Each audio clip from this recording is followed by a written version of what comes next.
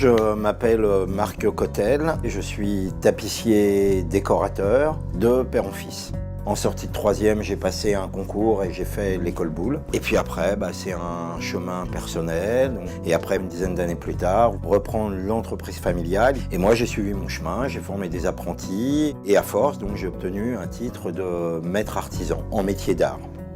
Le cadre de notre secteur d'activité, c'est la réfection des fauteuils, aussi bien donc anciens que contemporains. Anciens, c'est-à-dire des garnitures en crin avec des ressorts, comme à l'époque de Louis XIV. Et ça n'a pas beaucoup évolué, c'est vraiment un savoir-faire ancestral.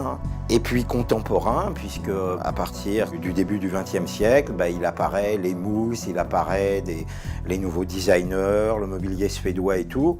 Et donc là, il a fallu s'adapter donc justement à ces mousses, à ces sangles caoutchouc. La difficulté est la même, mais avec d'autres matériaux. Après, le tapissier décorateur, lui, il a donc son rôle d'ensemblier, de décorateur, c'est-à-dire que les gens viennent avec un projet. Donc au niveau des rideaux, des stores, des drapés, il doit avoir vraiment une vue d'ensemble de son métier. Ça va également jusqu'à la literie. Enfin, en gros, ça englobe quand même beaucoup de choses. À l'occasion d'une participation au Salon du patrimoine au Carrousel du Louvre, comme j'étais entouré de nouveaux créateurs, de choses comme ça, dans les salons, il s'est passé une émulsion et j'ai eu l'idée d'une chaise, un concept de chaise qui n'avait pas été réalisé et qui est très simple, à savoir la réversibilité sur le mobilier. C'est-à-dire de pouvoir sortir instantanément de son siège ou sa chaise ou tout type d'assise, de pouvoir sortir ses dossiers, ses assises et de pouvoir les retourner, de les réinstaller dans une autre couleur ou d'en prendre un autre.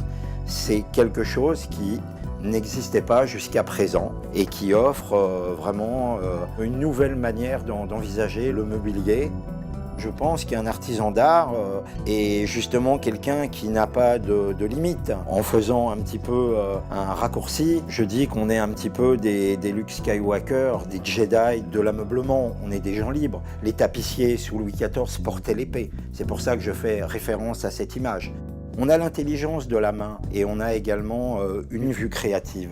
Naturellement, il y a les artistes, il y a les artisans, mais un artisan d'art, c'est justement celui qui englobe les deux.